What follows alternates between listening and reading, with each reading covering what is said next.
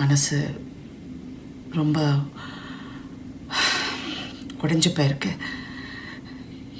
ரொம்ப கஷ்டமாக இருக்குது. ஆக்டர் சரத்குமாரும் ராதிகாவும் அவங்களோட 500 கோடி ரூபாய் மதிப்புள்ள பங்களாவை விட்டுட்டு இப்போ வாடகை வீட்டுக்கு கூடி போயிருக்காங்க. அவங்களுக்கு என்ன பண கஷ்டம் வந்தது, குடும்பத்துல ஏதாவது பிரச்சனையா, எதனால அவங்க இப்படி வாடகை வீட்டுல வசிச்சுட்டு இருக்காங்க அப்படின்னு சொல்லிட்டு பல சர்ச்சையான விஷயங்கள் சோசியல் மீடியால பேசப்பட்டு வந்துச்சு. ஸோ இந்த நிலையில இது குறித்து சரத்குமாரே முதல் முறையா ஓப்பன் அப்பா சில விஷயங்களை பேசியிருக்காரு. அதாவது ஆக்டர் சரத்குமார், ராதிகா இவங்க 2 பேருமே தன்னோட மகனான ராகுல் கூட சென்னையில இருக்க ஒரு அபார்ட்மெண்ட்ல தான் கொஞ்ச நாளா வாழ்ந்துட்டு இருக்காங்க. அவங்க எதுக்காக அவங்களோட 500 கோடி ரூபாய் மதிப்புள்ள 14,000 சதுர அடியில இருக்க வீட்டை விட்டு இப்போ வாடகை வீட்டுக்கு குடி போயிருக்காங்க அப்படின்னு சொல்லி நிறைய விஷயங்கள் சோசியல் மீடியால பேசு பொருளா மாறி இருக்கு. அதுவும் அவங்க 500 கோடி ரூபாய் வீடு கட்டினப்ப அதுல 15 பேர் வேலை செய்யறாங்க.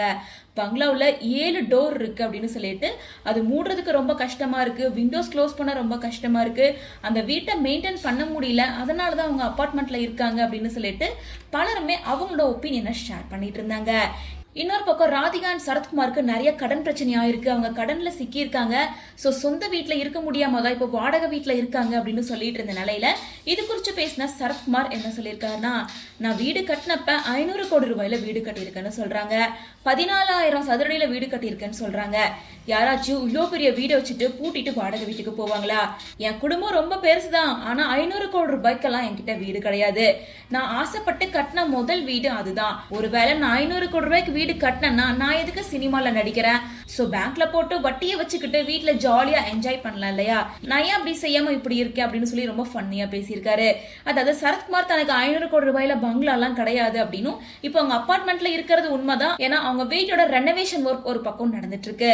ஸோ அதனால நிறைய ஒர்க் இருக்கு அப்படின்றனால டெம்பரவரியா தான் அவங்க ஒரு அபார்ட்மெண்ட்ல தங்கியிருக்காங்க அப்படின்னு சொல்லியிருக்காரு.